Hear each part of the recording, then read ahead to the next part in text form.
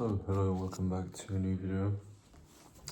It's gonna be a short one today because it's quite late and everyone's sleeping in the house. So I'm gonna do a 10-minute timer and we'll start right away.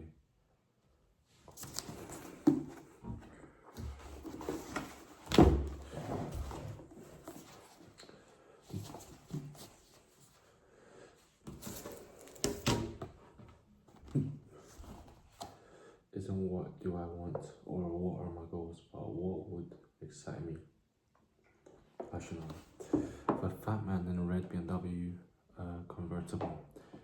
There have been several points in my life, among them just before I was fired from True Sand and just before I escaped the US to avoid taking an UCI instead into McDonald's. I would just wait. So True Sand and just before I escaped the US to avoid taking an UCI into McDonald's, at which I saw my future as another fat man in middle life crisis BMW. I simply look boys who are 15 to 20 and years ahead of me on the same track, whether a director or sales or entrepreneur in the same industry, and it scared the hell out of me. I was such an acute phobia and such a perfect metaphor for some of all fears that it became a pattern interrupt between myself and fellow lifestyle designer entrepreneurs. Doug's Price, Doug and I traveled parallel paths for nearly 5 years, facing challenges and self-doubts, and fast keeping a close psychological eye on each other.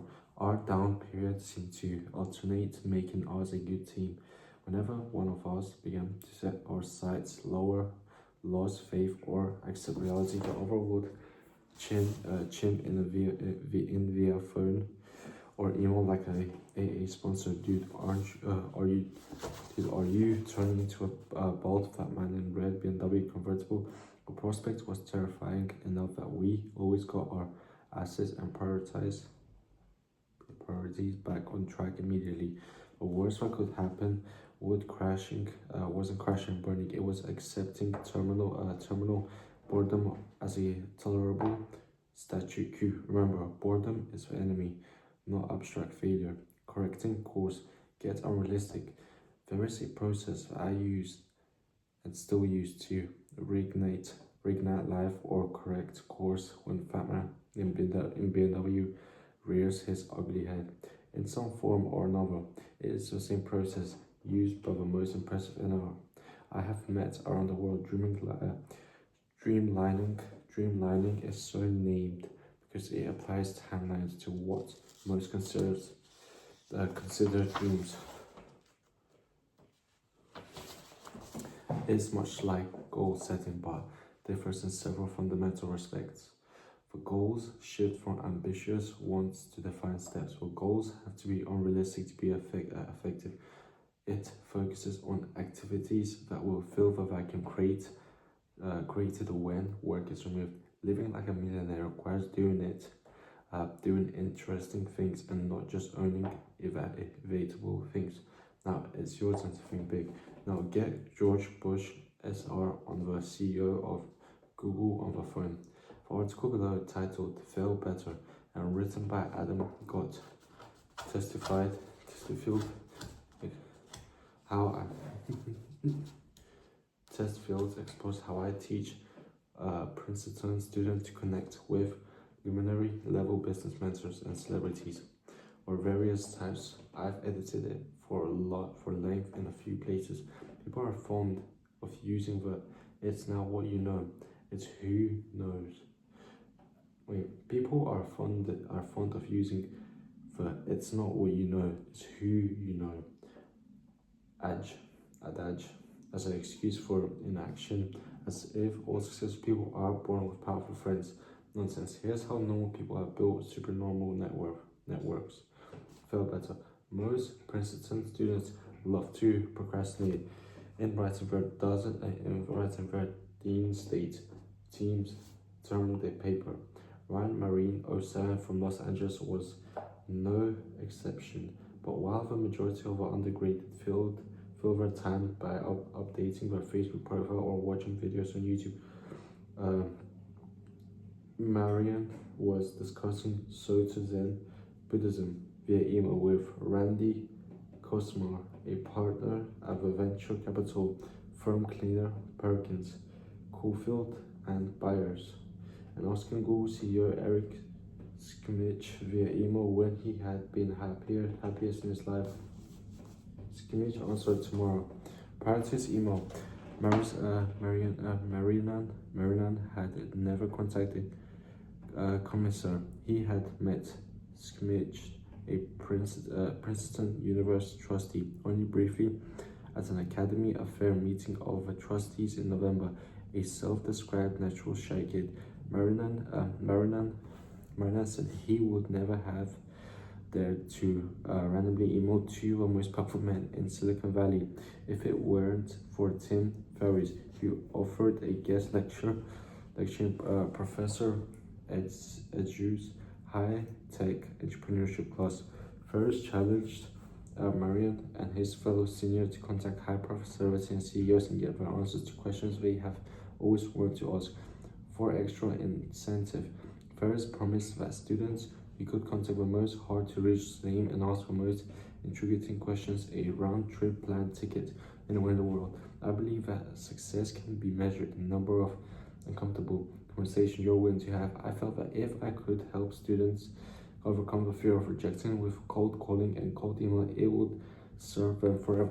Ferriss said it is easy to sell yourself short, but when you see classmates gain responses from people like former President George Bush and CEO of Disney, Comcast, Google, or HP, but doesn't over impressive to reach people, it forces you to reconsider yourself. Self-limitation. Ferriss lectures to the students of high-tech entrepreneurship each semester about creating a startup and designing the ideal lifestyle. I participate in this contest every day, said Ferriss. I do what I always do. I find a personal email if possible, often through very little known personal blog. Send 2 to 3 paragraphs email with explaining that I am familiar with their work and also wants one simple to answer but thought-provoking question in that email related to work or life philosophies. The goal is to start a dialogue so they take work or life philosophies. The goal is to start a dialogue so that they take the time to answer future emails, not to ask for help. That can only come after at least 3 or 4 genuine email exchanges with textbook execution of a Tim Ferriss technique. As he put it, Marinan was able to strike up a bond with Commissar. In his initial email, he talked about reading one Commissar Harvard Business Review article and feeling inspired to ask him, when were you happiest in your life? After Commissar replied with reference to Tibetan Buddhism, Morrison responded, just as words are inadequate to explain true happiness, so too are words inadequate to express many things. His email included his personal translation of French poem by Tassin Dashimar, the former European head of Soto Zen. An email relationship was formed. The Commissar even emailed Morrison a few days later with a link to a New York Times article on happiness. Contacting Schmidt proved more challenging for Morrison. The toughest part was getting Schmidt's personal email address. He emailed a Princeton dean asking for it. No response. 2 weeks later, he emailed the same dean again, defending his request by reminding her that he had previously met Schmidt. The dean said no, but Marinan refused to give up. He emailed her a 3rd time. Have you ever made an exception? He asked. The dean finally gave in. He said, and provided him Schmidt's email. I know some of my classmates pursued the alternative as scattershot technique with some success, but that's not my bag. Morrison said, explaining his perseverance. I deal with rejection by persisting, not by taking my business somewhere else. My maxim comes from Samuel Beckett, a personal hero of mine. Ever tired, ever failed, no matter, try again, fail again, fail better. You won't know what you can accomplish by attending the impossible with a courage to repeatedly fail better. Nathan Kaplan, another participant in the contest, was most proud of a way that he was able to contact former Newark Mayor Sharp James because James had made a campaign contribution to AI Sharpton. The website www listed James' home address. Kaplan then he put James' address into an online search by address number. Kaplan left on message for James, and a few days later, finally got to ask him about childhood education. Ferris is proud of the effort students have put into his context. Most people can do absolutely awe-inspiring things, he said. Sometimes you just need a little nudge. Question and action. The existential vacuum manifests itself mainly in the state of boredom. Life is too short to be small. Dreamlining will be fun, and it will be hard. The harder it is, the more you need it. To save time, I recommend using the automatic calculator and form at www.forbill. Refer to a model worksheet on page 60 as you complete the following steps. What would you do if there were no way you could fail? If you were 10 times smarter than the rest of the world. If there were no way you could fail. Create 2 timelines, 6 months and 12 months, and list up to 5 things you dream of having, including but not limited to material wants, house, cars, clothes, etc. Be a great cook, be fluent in Chinese, etc. Doing visiting Thailand, tracing and your roots overseas, racing, outreach, etc. In that order. If you have difficulties identifying what you want in the same category, as most will consider that you hate or fear in each reason down the opposite. Do not limit yourself. Do not concern yourself and how these things will be accomplished. For now, it's unimportant.